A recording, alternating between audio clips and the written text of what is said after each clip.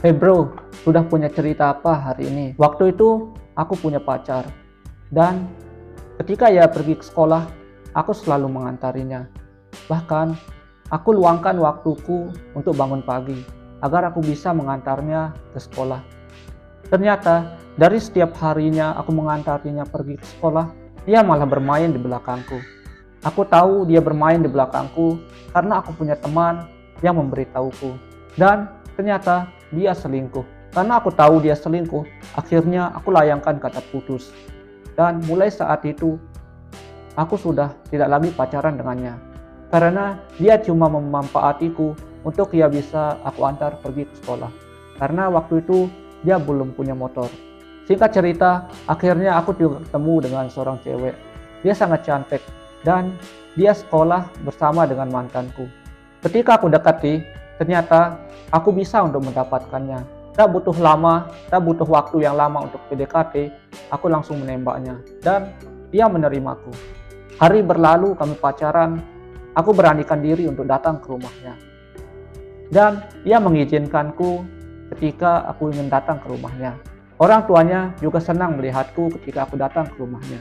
Bukan tanpa sebab, dia sekeluarga sangat senyum ketika melihatku membawa buah tangan. Setelah bulan berlalu, aku menguatkan perasaan karena aku ingin pergi meminangnya.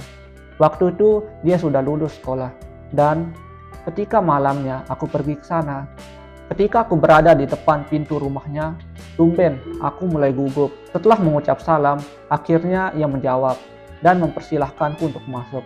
Tapi bukan dengan wajah yang senang, ia malah menunduk malu. Karena ketika aku berada di sana, ada laki-laki di sampingnya. Karena dari sebelum-belumnya, ia tidak pernah menceritakanku siapa lelaki di sampingnya itu. Aku kira itu adalah kakaknya, tapi ternyata bukan.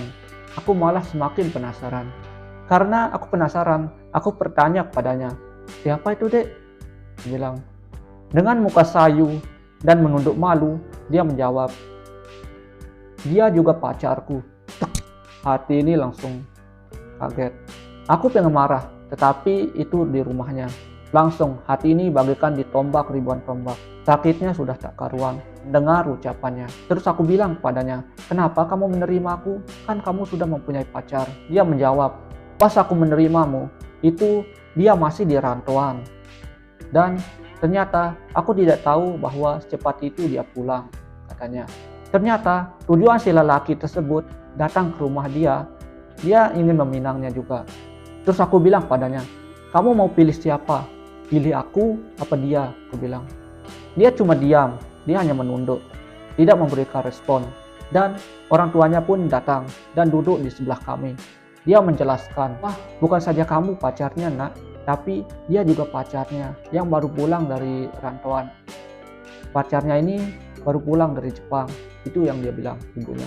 Akhirnya dengan berat hati aku memilih untuk mengalah karena ekonomiku tidak sebanding dengannya dan si perempuan tidak berkata dengan jujur. Karena ketika dulu aku bertanya kepadanya, "Apakah kamu sudah punya pacar?" Dia menjawab, "Belum." Karena itu aku mengecapnya sebagai seorang pembohong dan aku langsung beranjak untuk pulang. Ngapain lama-lama di situ? Hanya sebagai beban. Aku putuskan untuk menenangkan diri dan mencari lagi bahwa bukan hanya dia saja perempuan, tapi ada banyak. Dan kesempatanku bukan hanya untuknya, tapi kesempatanku masih banyak. Akhirnya aku mencari lagi dan mencoba lagi. Siapa tahu beruntung. Kalau kamu suka dengan video ini, jangan lupa subscribe. See you next video.